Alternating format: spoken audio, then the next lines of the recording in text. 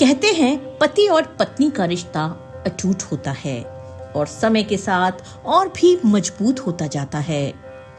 और कब वो दो शरीर एक आत्मा हो जाते हैं पता ही नहीं चलता।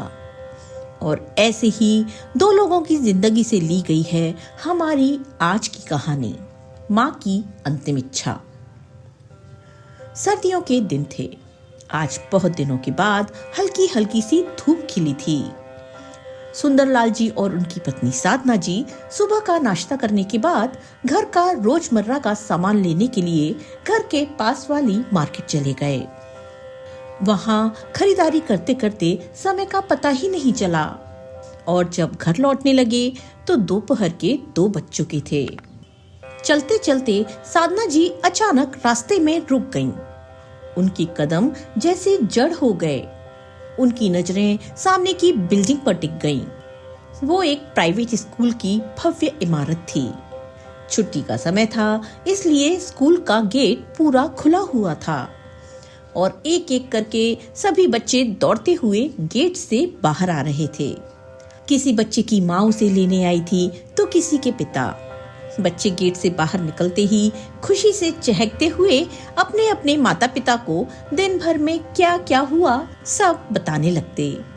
सभी बच्चों के चेहरे पर मुस्कान खिली हुई थी और माता पिता के चेहरों पर एक इत्मीनान सा दिखाई दे रहा था।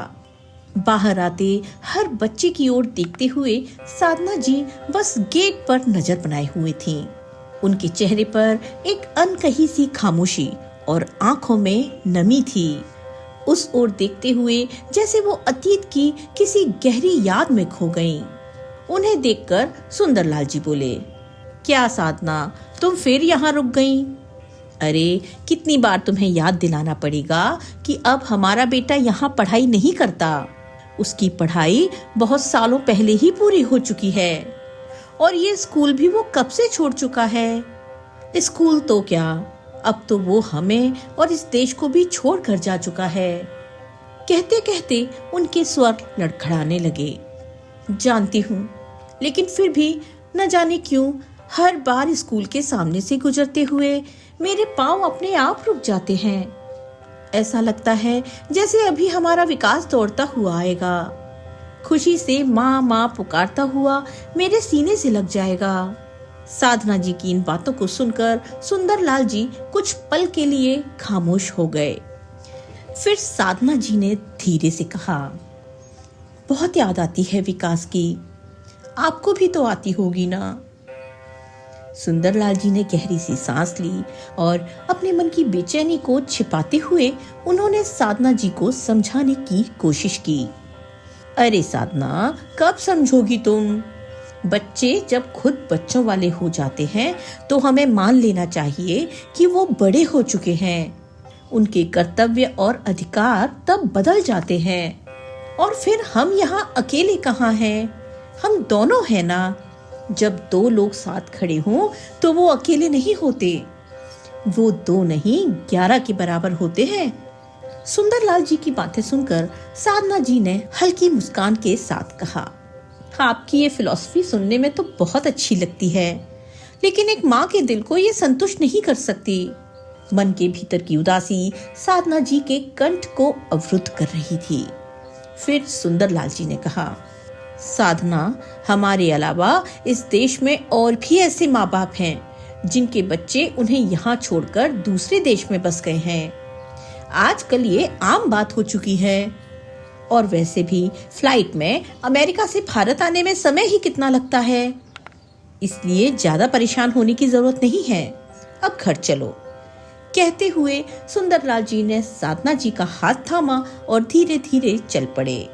हालांकि वे साधना जी को हमेशा समझाते रहते थे, लेकिन बच्चों के दूर जाने का गम उन्हें भी भीतर से तोड़ता जा रहा था। चलते चलते उनके मन मस्तिष्क में अतीत की लहरें हिलोरे मारने लगी। माँ, पापा, मेरी विदेश में नौकरी लग गई है। वर्षों से जो मैंने सपना देखा था आज वो पूरा होने जा रहा है। अब मैं हमेशा हमेशा के लिए अमेरिका में सेटल हो जाऊंगा। अब देखिएगा पापा, आपका बेटा कैसे तरक्की की ऊंचाइयों पर पहुंचता है।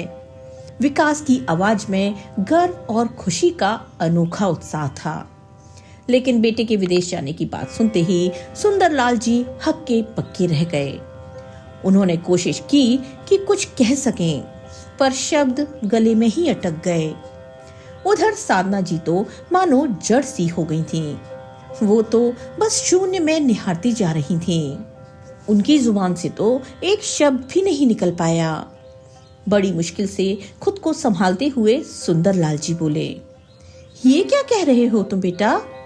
तुम हमारे इकलौते बेटे हो। अगर तुम ही हमें छोड़कर अमेरिका चले जाओगे तो इस उम्र में हम यहाँ अकेले कैसे जी पाएंगे? हमारी देखभाल कौन करेगा? विकास ने अपनी बात पर जोर देते हुए कहा, ओ पापा, ये वक्त इमोशनल होने का नहीं है। आखिर मेरे फ्यूचर का सवाल है। मेरे सभी दोस्त विदेश में जाकर बस गए हैं। उनकी लाइफस्टाइल देखिए, कितनी शानदार है उनकी जिंदगी। आप क्या चाहते हैं मैं जिंदगी भर यहीं फंसा रहूं? सुंदरलाल जी ने गहरी सांस लेते हुए जवाब दिया, क्यों बेटा, क्या कमी है हमारे देश में? मुझे अच्छी पेंशन मिल रही है और तुम भी तो मुंबई में अच्छी खासी नौकरी कर रहे हो। ये घर भी हमारा अपना है। ऐसी कौन सी चीज की कमी है जो तुम्हें अपना देश, अपने माँ बाप को छोड़कर विदेश में बसने पर मजबूर कर रही है? इस बार विकास ने थोड़ा चिढ़कर कहा, पापा, समझने की कोशिश कीजिए। यहाँ मुझे आगे बढ़ने के उतने मौके नहीं मिलेंगे जितने अमेरिका में हैं। वहाँ मेरे सारे सपने पूरे हो सकते हैं। वहाँ की सुविधाएं, लाइफस्टाइल सब कुछ अलग है। विकास के इतना कहने पर सुंदरलाल जी बोले, बेटा, विदेश जाने का मौका तो अपनी नौकरी के दौरान मुझे भी मिला था, परंतु तेरी बोर्ड की परीक्षा के कारण हम तो विदेश नहीं गए थे। हमने तो पहले तुम्हारे बारे में ही सोचा था। अब विकास की सहन शक्ति जवाब देने लगी थी। अब वो गुस्से में बोला, पापा, वो आपकी बेवकूफी थी और अब आप मुझसे चाहते हैं कि मैं भी वही बेवकूफी दोहराऊं और भावनाओं में बहकर लिए गए गलत फैसले के कारण सारी उम्र पछताता रहूं। माफ कीजिएगा पापा, लेकिन मुझसे ये नहीं हो पाएगा। मैं अपने फैसले प्रैक्टिकली लेता हूँ। बेटे का दो टूक जवाब सुनकर सुंदरलाल जी सन्न रह गए। उन्होंने अपनी पत्नी साधना की ओर देखा, पर उनकी आंखों में तो सिर्फ आंसू ही आंसू थे। शायद अभी तक सदमे में थीं। लेकिन उनके बेटे विकास को इस बात से कोई फर्क नहीं पड़ा। विदेश में सुनहरे भविष्य की लालसा ने उसके पंख जो लगा दिए थे। माता पिता के चेहरे पर पसरी निराशा और हताशा के भावों को नजरअंदाज करके अपनी पत्नी और बच्चों को लेकर बूढ़े माँ बाप को अकेले जीने या मरने के लिए छोड़कर आखिर वो उड़ ही गया। उस दिन के बाद से घर में सब कुछ बदल गया। विकास अपनी दुनिया में व्यस्त हो गया और सुंदरलाल जी व साधना जी एक अजीब से खालीपन के साथ रह गए। वे खुश थे कि उनका बेटा तरक्की कर रहा है, लेकिन इस खुशी के नीचे एक गहरी उदासी थी। पुरानी बातों को याद करते करते सुंदरलाल जी कब घर के बाहर पहुंच गए उन्हें पता ही नहीं चला। उनके हाथ में सामान का थैला था, जिसे उन्होंने दरवाजे पर रखते हुए साधना जी की ओर हाथ बढ़ाया। साधना, चाबी दो। लेकिन साधना जी ने कोई हरकत नहीं की। वे एक ही जगह पत्थर की भांति खड़ी हुई थीं। अरे, क्या कर रही हो तुम साधना? चाबी दो ना। सुंदरलाल जी ने दोबारा कहा और जैसे ही पीछे मुड़कर उनकी ओर देखा, उनका दिल दहल गया। साधना जी की आंखें चौड़ी हो गई थीं। चेहरे पर एक अजीब सा तनाव था और वे अपना सिर पकड़कर खड़ी हुई थीं। साधना, क्या हुआ तुम्हें साधना? सुंदरलाल जी का स्वर घबराहट से कांपने लगा और देखते ही देखते साधना जी कटे हुए वृक्ष की तरह जमीन पर गिर पड़ी। सुंदरलाल जी मदद के लिए चिल्लाने लगे तो आसपास के लोग दौड़ते चले आए। जल्दी जल्दी एक गाड़ी में लिटाकर साधना जी को अस्पताल ले जाया गया। अंदर डॉक्टर इमरजेंसी वार्ड में साधना जी का ट्रीटमेंट कर रहे थे, तो वहीं बाहर बैठे सुंदरलाल जी के हाथ पांव फूल रहे थे। वो चिंता में डूबे जा रहे थे कि आखिर उनकी पत्नी को ऐसा क्या हुआ जो इस तरह चक्कर खाकर गिर पड़ी। शायद कमजोरी आ गई होगी। सोचते हुए कभी अपने मन को समझाने लगते तो दूसरी ओर विचार आता कि कहीं कोई गंभीर बीमारी तो नहीं। आशंकाओं का तो कोई अंत ही नहीं था। घबराहट में आकर उन्होंने अपने बेटे को फोन किया, लेकिन 2-3 बार कोशिश करने के बाद भी विकास ने फोन नहीं उठाया। थोड़ी देर में नर्स इमरजेंसी वार्ड से बाहर आई। मेरी पत्नी साधना अब कैसी है?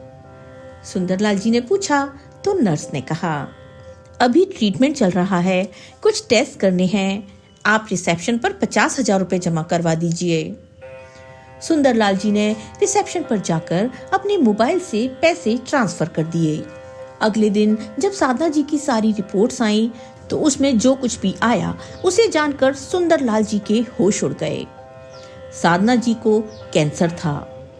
कुछ देर तो सुंदरलाल जी को ऐसा लगा जैसे उनके शरीर में जान ही नहीं है, परंतु उन्होंने खुद को संभाले रखा और टूटने नहीं दिया।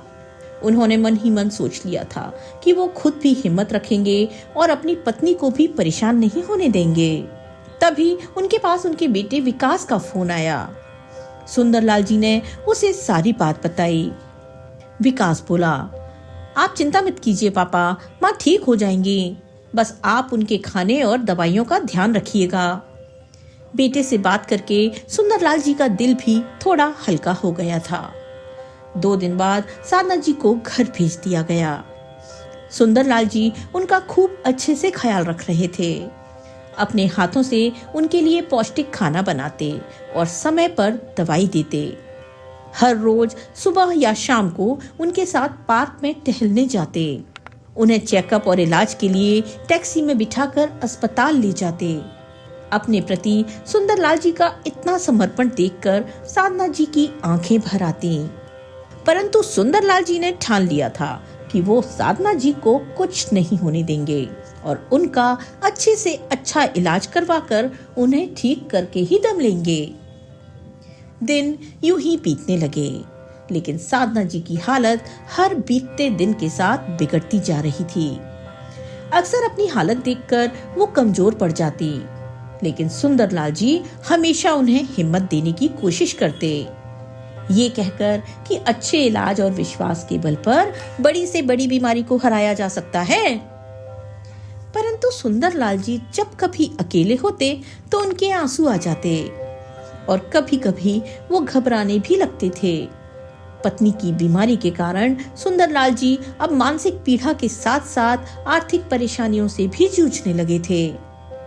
अपने दिल का बोझ हल्का करने के लिए एक दिन सुबह सुबह ही सुंदरलाल जी ने फिर से अपने बेटे को फोन लगाया तो उनका बेटा गुस्से से भड़कते हुए बोला, क्या पापा, समय तो देख लिया कीजिए, यहाँ रात के 11 बज रहे हैं।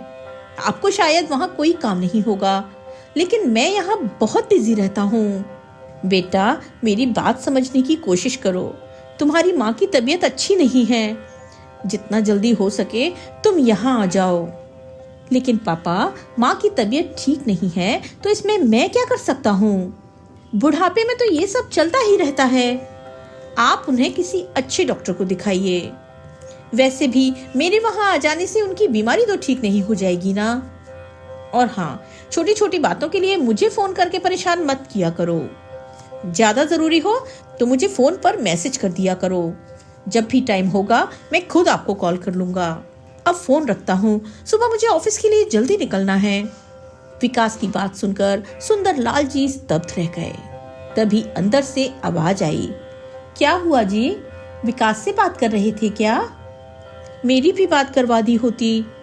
अपने कमरे में लेटी हुई साधना जी बोली तो सुंदरलाल जी अंदर आए और चेहरे पर फीकी सी हंसी लाते हुए बोले, अरे साधना, मुझे तो ध्यान ही नहीं रहा कि इस समय वहाँ रात है, वो सब लोग सो रहे थे, बेवजह उन्हें डिस्टर्ब कर दिया मैंने। मैं कल तुम्हारी बात करवा दूंगा बेटे से। वैसे क्या कहा विकास ने, कब आएगा वो हमसे मिलने? साधना जी के इस प्रश्न पर सुंदरलाल जी सोच में पड़ गए। फिर हड़बड़ाते हुए बोले, हाँ साधना, वो छुट्टियां लेने की कोशिश कर रहा है, जैसे ही उसे छुट्टी मिल जाएगी तुरंत दौड़ा आएगा तुमसे मिलने। नजरें चुराते हुए सुंदरलाल जी अपनी बात कहकर तुरंत कमरे से बाहर चले गए। अपनी पत्नी से ज्यादा देर तक सच छिपाना उनके बस में भी तो नहीं था। कुछ देर तक बाहर टहलते हुए वो सोचने लगे कि जो अभी अभी विकास ने कहा क्या वो सच था या फिर उनके कान बज रहे थे। ये जो बोल रहा था क्या वो उनका अपना खून था। सोच सोचकर सुंदरलाल जी के माथे पर चिंता की लकीरें छाने लगीं। परंतु थोड़ी ही देर में साधना जी के कराहने की आवाज आने लगी तो सुंदरलाल जी जल्दी से उठकर उनके पास गए। जाकर देखा तो साधना जी की हालत बहुत ज्यादा खराब लग रही थी। उन्होंने तुरंत टैक्सी बुलाई और साधना जी को अस्पताल लेकर गए। वहां उनका जल्द ही इलाज किया गया और कुछ टेस्ट किए गए। कुछ ही देर में साधना जी को थोड़ा आराम आ गया और वो सो गईं। थोड़ी देर बाद डॉक्टर वहां आए और बोले, देखिए सुंदरलाल जी, साधना जी की हालत गंभीर होती जा रही है। अब सिर्फ एक ही तरीका है, उनका बोन मैरो ट्रांसप्लांटेशन। ठीक है डॉक्टर साहब, मैं बोन मैरो डोनेट करने को तैयार हूँ। नहीं मिस्टर सुंदरलाल, आपका बोन मैरो उनसे मैच नहीं होगा। या तो आपका बेटा बोन मैरो डोनेट कर सकता है या फिर साधना जी के बहन भाई में से कोई। लेकिन डॉक्टर साहब, हमारा बेटा तो अमेरिका में रहता है और साधना के भाई बहन तो कोई नहीं है अब। तो फिर आप अपने बेटे को बुला लीजिए, लेकिन जरा जल्दी कीजिएगा। ठीक है, मैं इस बारे में अपने बेटे से बात करता हूँ। डॉक्टर साहब, इस ऑपरेशन के बाद साधना बिल्कुल ठीक तो हो जाएगी ना? देखिए, बोन मैरो ट्रांसप्लांटेशन एक लंबा प्रोसेस है और हमारे पास समय कम है। इसमें कम से कम 20 से 25 लाख रुपए का खर्च आएगा और यदि समय पर ट्रांसप्लांट हो जाता है तो 50% तक चांस है उनके बचने के। नहीं तो क्या डॉक्टर साहब? नहीं तो ज्यादा से ज्यादा 1 या 1.5 महीना, इससे ज्यादा नहीं। अपनी पत्नी के दूर जाने के ख्याल मात्र से ही सुंदरलाल जी अंदर तक सिहर गए। तभी डॉक्टर ने कहा, अभी मैं उन्हें हॉस्पिटल से डिस्चार्ज कर रहा हूँ। उनके खाने पीने का ध्यान रखिएगा। और हाँ सुंदरलाल जी, आपको उनकी दवाइयों का भी खास ख्याल रखना है। एक टाइम की दवाई भी मिस नहीं होना चाहिए, नहीं तो कुछ भी हो सकता है। जी डॉक्टर साहब, कहकर सुंदरलाल जी वार्ड में गए और सारी फॉर्मेलिटीज पूरी करके साधना जी को अपने साथ घर ले आए। अगले दिन उन्होंने अपने बेटे को फोन लगाया तो फोन उठाते ही विकास भड़क उठा।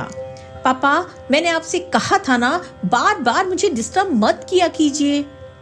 वो तो ठीक है बेटा, लेकिन तुम्हारी माँ। अरे पापा, माँ की बीमारी के नाम पर मुझे ब्लैकमेल करना बंद कर दीजिए प्लीज। फिर सुंदरलाल जी झिझकते हुए बोले, वो दरअसल बेटा बात ये है कि तुम्हारी माँ के इलाज के लिए मुझे पैसे चाहिए। मेरे पास जितने पैसे थे वो सब दवाइयों में खर्च हो गए हैं। पेंशन आने में तो अभी बहुत दिन बाकी हैं और पेंशन भी इतनी नहीं है कि उसी के भरोसे इलाज जारी रखा जा सके। अरे तो पापा, इतना बड़ा घर है, वो किस दिन काम आएगा? आप घर को गिरवी रखकर बैंक से पैसे ले लीजिए। मुझे आपके घर की कोई जरूरत नहीं है। लेकिन बेटा, इस काम में तो समय लग जाएगा और हमारे पास इतना समय। तभी पिता की बात काटते हुए विकास बोला, देखिए पापा, बात को समझने की कोशिश कीजिए। मैं अभी बिजी हूँ। अब आपको जो भी कहना हो वो आप व्हाट्सएप पर या SMS कर देना। बस मुझसे पैसे भेजने की उम्मीद मत करना। इतना कहकर उसने फोन पटक दिया। बेटे की बात सुनकर सुंदरलाल जी खुद से ही बोल उठे। माँ बाप यदि सपने में भी अपने बच्चों को तकलीफ में देखते हैं तो तिलमिला उठते हैं, लेकिन क्या माँ बाप को इतने कष्ट देने के बाद भी बच्चों में रत्ती भर भी कष्ट का एहसास नहीं पनपता? बड़े होकर अपने ही बच्चे कैसे इतने स्वार्थी और पत्थर दिल हो जाते हैं? काफी देर तक कुछ सोच विचार करते हुए कुर्सी पर यूं ही बैठे रहे।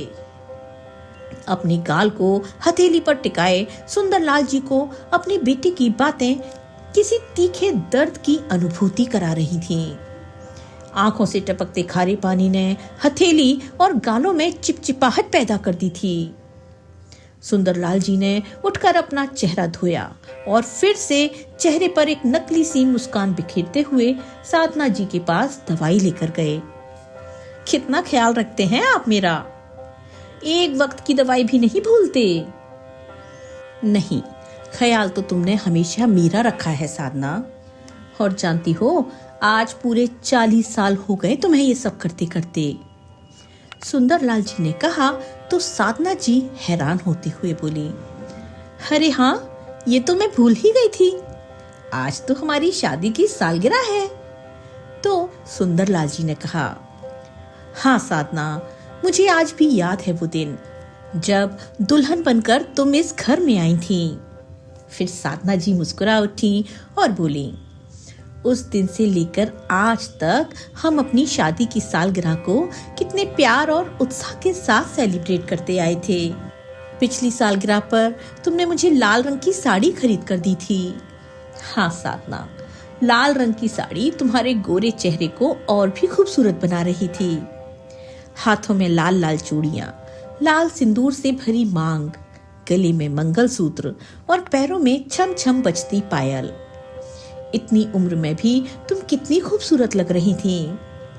तो साधना जी मुस्कुराते हुए बोली, पता है, मेरी उम्र की बाकी सभी औरतें कहती थी कि हमने बहुत कर लिया सजना संवरना, इस उम्र में अच्छा लगता है क्या ये सब। पर मैंने खुद को कभी उम्र के हवाले नहीं किया था। लेकिन अब हालत ऐसी हो गई है कि कहते कहते साधना जी का गला रुक गया और आंखों से आंसू बहने लगे। फिर कुछ देर की चुप्पी के बाद बोली, याद है आपको वो दिन जब आपने मेरा हाथ थामकर मुझसे कहा था कि मैं तुमसे हमारी शादी का 8वां वचन चाहता हूँ। मैं तो ये सोचकर हैरान रह गई थी कि क्या 7 वचन कम थे जो अब एक और मांग रहे हैं। तो आपने मुझसे कहा था, मुझे ये वचन चाहिए कि तुम सदा यूं ही मेरा साथ निभाओगी, चाहे कैसी भी परिस्थिति क्यों ना हो, कोई भी मुश्किल क्यों ना हो, तुम मेरा साथ नहीं छोड़ोगी। और मैंने भी आपको ये वचन दे दिया था। इतना कहकर साधना जी ने सुंदरलाल जी का हाथ अपने हाथ में ले लिया और रोते हुए बोली, आज तक मैंने अपने उस वचन को निभाया था, लेकिन अब शायद।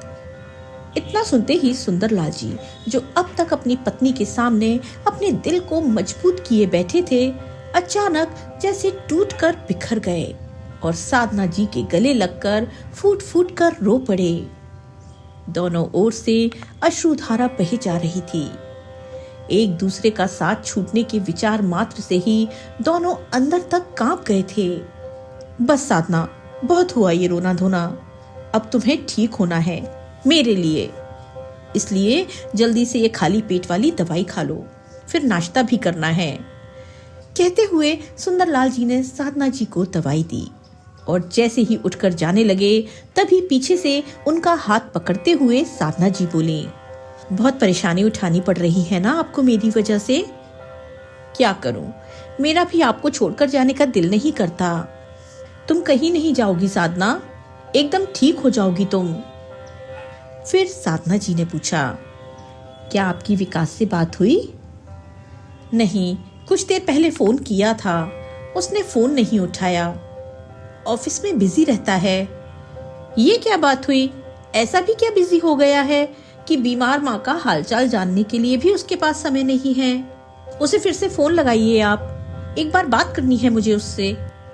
नहीं साधना, शायद वो अब भी बिजी हो, मैं कल बात करवा दूंगा। क्या आप भी हर रोज कल कल कहकर बात को टाल देते हो? एक बार तो बात करवा दो, उससे बात करने को बहुत दिल कर रहा है। हो सके तो वीडियो कॉल पर बात करवा दीजिए, उसके साथ साथ बच्चों का चेहरा देखने को भी मिल जाएगा। बहुत सकुचाते हुए सुंदरलाल जी ने अपने बेटे को वीडियो कॉल किया, लेकिन उधर से कोई जवाब नहीं आया। साधना जी के बार बार जिद करने पर सुंदरलाल जी ने फोन लगाया तो दूसरी ओर से आवाज आई, आखिर आप लोग चाहते क्या हैं मुझसे? सारा काम छोड़कर क्या मैं सारा दिन आपके साथ फोन पर बातें ही करता रहूं? मैंने आपको कितनी बार कहा कि मुझे आपका फ्लैट नहीं चाहिए, आप उस पर बैंक लोन ले सकते हो और जो मन में आए वो कर सकते हो। ये सुनकर सुंदरलाल जी ने फोन काट दिया और बोले, साधना, विकास अभी बिजी है, उसे अभी बहुत काम है, वो जैसे ही फ्री होगा कॉल कर लेगा। मैंने तुम्हें पहले ही कहा था, पर तुम मानती ही कहाँ हो। चलो अब खाना खा लो, फिर दवाई भी खानी है। साधना जी अपने पति के चेहरे की ओर देख रही थीं। शायद वो उनके मन के भाव को ताड़ गई थीं। वो उनके कंधे पर हाथ रखते हुए बोली, कोई बात नहीं, उसकी अपनी जिंदगी है, घर परिवार है, उसकी अपनी जिम्मेदारियां हैं। हमारे लिए इतना ही काफी है कि वो अपने पैरों पर खड़ा है, खुश है, और हमें क्या चाहिए? उसकी खुशियों में ही हमें अपनी खुशी ढूंढनी चाहिए। वो काम में व्यस्त रहता होगा ना, जबरदस्ती उसे यहाँ बुलाकर हम उसकी तरक्की में बाधा क्यों डालें? अपनी आंखों के आंसू छिपाते हुए साधना जी ने कहा और दवाई लेने के लिए अपना हाथ आगे बढ़ाया। फिर कुछ देर बाद पानी का गिलास वापस देते हुए बोली, एक इच्छा है मेरी, वादा करो उसे जरूर पूरा करोगे। सुंदरलाल जी ने उन्हें प्रश्नवाचक निगाह से देखा तो साधना जी बोली, मैं चाहती हूँ कि मेरे मरने के बाद मेरा अंतिम संस्कार विकास के हाथों ही हो। मेरी चिता को मुखाग्नि मेरा बेटा ही दे। ये तुम क्या कह रही हो साधना? तुम कहीं नहीं जा रही हो। कांपते स्वर में सुंदरलाल जी बोले, जी अब रहने भी दीजिए, मुझे सब मालूम है। जिस समय डॉक्टर साहब आपको मेरी हालत के बारे में बता रहे थे, उस समय मैं सोई नहीं थी, सब सुन लिया था मैंने। ये बात सुनते ही सुंदरलाल जी आश्चर्यचकित रह गए। फिर साधना जी बोली, बस मुझे ये वचन दो कि तुम मेरी अंतिम इच्छा को जरूर पूरा करोगे। नहीं साधना, तुम जानती हो इस इच्छा को पूरा करना मेरे बस की बात नहीं है। मैं नाश्ता लेकर आता हूँ, रुंधे स्वर में सुंदरलाल जी ने कहा। वो रसोई घर में चले गए और जी भर कर रोए। साधना जी की बिगड़ती हालत उन्हें परेशान किए जा रही थी। दिल में हर क्षण एक अनजाना सा डर अंगड़ाई लेने लगा था। इस बात को 2 ही दिन बीते थे कि सुंदरलाल जी के मोबाइल की बेल बजी। आज उनके मोबाइल पर उनके बेटे का फोन आया था। बड़ी उत्सुकता से उन्होंने फोन उठाया तो दूसरी ओर से आवाज आई, पापा मैं इंडिया आ रहा हूँ। ये बात सुनते ही सुंदरलाल जी का चेहरा खिल उठा। सच बेटा, कब आ रहा है तू? बस पापा 4 दिन बाद वहां पहुंच जाऊंगा। अच्छा तो ठीक है, मैं डॉक्टर से अपॉइंटमेंट ले लेता हूँ। सुंदरलाल जी के मन में एक आस जगी तो विकास बोला, लेकिन पापा मैं मुंबई आ रहा हूँ तो इसमें डॉक्टर से अपॉइंटमेंट लेने का क्या मतलब है? मैं वहाँ सिर्फ एक बिजनेस मीटिंग के लिए आ रहा हूँ। हालांकि थोड़ी मुश्किल तो होगी, पर थोड़ा समय निकाल कर आप लोगों से मिलने भी आ जाऊंगा। और हाँ पापा, मुंबई में ही मेरा एक दोस्त बैंक मैनेजर के पद पर है। घर को गिरवी रखकर लोन लेने के बारे में मैंने उससे बात की थी। उसने कहा है कि वो जल्द से जल्द ये काम करवा देगा। अब मैं आ ही रहा हूँ तो बैंक से लोन लेने संबंधी सारी औपचारिकताएं भी पूरी करवा लेते हैं।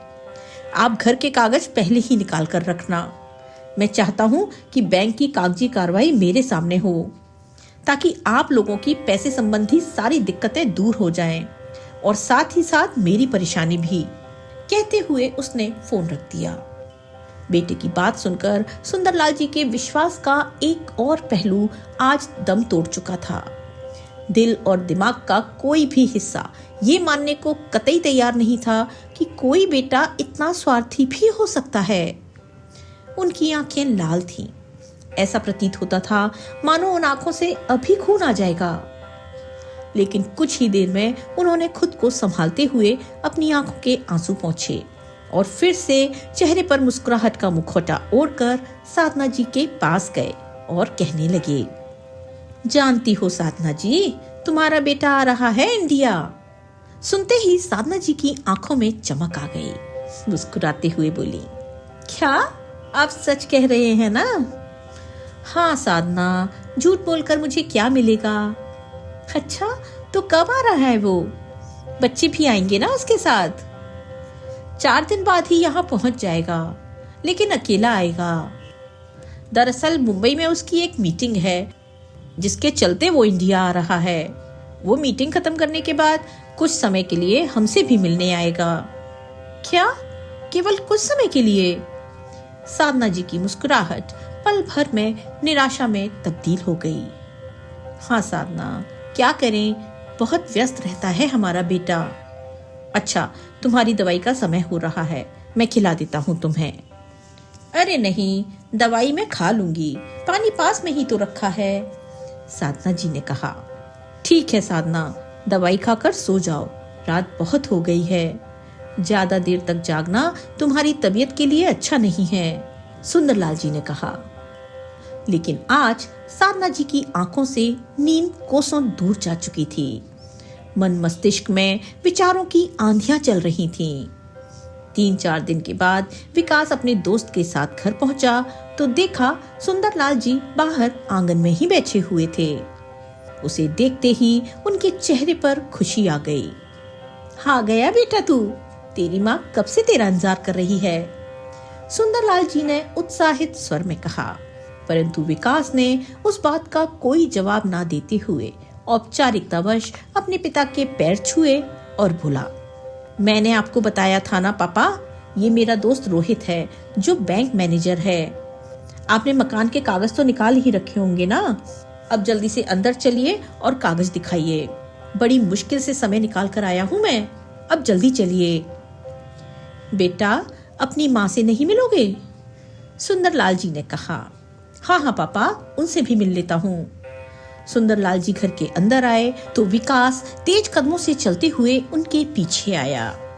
देखो साधना, तुम्हारा बेटा आया है तुमसे मिलने। अरे तुम सो गई। साधना, देखो तो कौन आया है, कितने दिनों से इंतजार कर रही थी तुम इस पल का। आज तुम्हारा बेटा तुम्हारे सामने खड़ा है, कहते हुए सुंदरलाल जी ने साधना जी को हिलाया और जगाने की कोशिश की, लेकिन साधना जी ने आंखें नहीं खोली। माँ उठो ना, उठती क्यों नहीं, विकास ने जोर से पुकारा। पर उसकी आवाज सुनकर भी साधना जी नींद से नहीं जागी। जल्द ही सुंदरलाल जी को एहसास हो गया कि बेटे को देखने के लिए पल पल तरसती साधना की आंखें हमेशा हमेशा के लिए बंद हो चुकी हैं। विकास वहीं घुटनों के बल बैठ गया और माँ माँ पुकारते हुए रोने लगा। इधर सुंदरलाल जी के दुख की तो सीमा ही नहीं रही। पत्नी के जाने के गम में वे फूट फूट कर रो पड़े। रह रहकर उन्हें सारी पुरानी बातें याद आ रही थीं। कुछ देर बाद आस पड़ोस के लोग भी आने लगे। साधना जी के मृत शरीर को जमीन पर लिटाया गया। तभी अचानक सुंदरलाल जी के मन में एक ख्याल आया। वो जल्दी से उठे और कमरे में जाकर साधना जी के बिस्तर को खंगालने लगे। और जैसे ही उन्होंने तकिया उठाकर देखा तो उनके पैरों तले जमीन खिसक गई, क्योंकि वहां साधना जी की पिछले 4 दिन की दवाइयां पड़ी थीं। तभी उन्हें याद आई डॉक्टर की वो बात, जब डॉक्टर ने कहा था कि साधना जी की एक वक्त की दवाई भी छूटनी नहीं चाहिए, नहीं तो कुछ भी हो सकता है। फिर मन ही मन बोले, विकास के आने की खबर सुनने के बाद जब भी मैं उसे दवाई देने लगता था तो कहती थी मैं दवा खा चुकी हूँ, लेकिन सारी दवाई तो ज्यों की त्यों पड़ी है। इसका मतलब 4 दिन से साधना ने कोई दवाई नहीं ली थी। सोचकर सुंदरलाल जी का दिमाग चकराने लगा, दिल जोरों से धड़कने लगा। उन्होंने देखा दवाई के पास ही एक कागज रखा था। बड़ी बेचैनी से सुंदरलाल जी ने वो कागज उठाया जिस पर साधना जी ने लिखा था, मुझे मालूम है जिस समय आप ये पत्र पढ़ रहे होंगे उस समय तक मैं इस दुनिया में नहीं रहूंगी। हो सके तो मुझे माफ कर देना। आपका दिया हुआ वो वचन तोड़कर मैं हमेशा हमेशा के लिए आपसे दूर जा रही हूँ, लेकिन मेरी भी मजबूरी थी। सिर्फ कुछ घंटे के लिए ही तो हमारा बेटा हमारे पास आ रहा था, अपनी अंतिम इच्छा पूरी करने का इसके अलावा मेरे पास कोई और रास्ता नहीं था। पत्र पढ़ते ही सुंदरलाल जी के मन मस्तिष्क में भूचाल सा आ गया। सारा जिस्म थर थर कांपने लगा और वे धम से जमीन पर बैठ गए। विकास ने पिता के हाथों से वो पत्र लिया और पढ़ते ही उसकी आंखों से आंसुओं का सैलाब फूट पड़ा। फिर सुंदरलाल जी के कंधे पर हाथ रखते हुए कांपते स्वर में बोला, पापा संभालिए अपने आप को। परंतु जैसे ही विकास ने अपने पिता को छुआ, उसी समय उनकी गर्दन झूल गई। वे निष्प्राण हो चुके थे, चले गए थे इस निर्दयी दुनिया को छोड़कर अपनी पत्नी के साथ वो 8वां वचन निभाने के लिए। दोस्तों, कई रिश्ते ऐसे हैं जो हमें बार बार मिल सकते हैं, पर माँ बाप सिर्फ एक बार मिलते हैं। अक्सर जाने अनजाने हम उन्हें अनदेखा कर देते हैं और कभी कभी उनका दिल दुखा देते हैं। कोशिश करें कि हम समय रहते अपने माँ बाप की जरूरतों को समझें और उनका सम्मान कर पाएं। ज्यादा देर ना हो जाए। दोस्तों, आपको आज की ये कहानी कैसी लगी, लाइक और कमेंट करके जरूर बताएं। अगर आप हमारे चैनल पर पहली बार आए हैं तो चैनल को सब्सक्राइब करना बिल्कुल ना भूलें। मिलते हैं एक नई कहानी के साथ। तब तक के लिए स्वस्थ रहिए, मस्त रहिए और अपने अपनों का ख्याल रखिए। आपका बहुत बहुत धन्यवाद।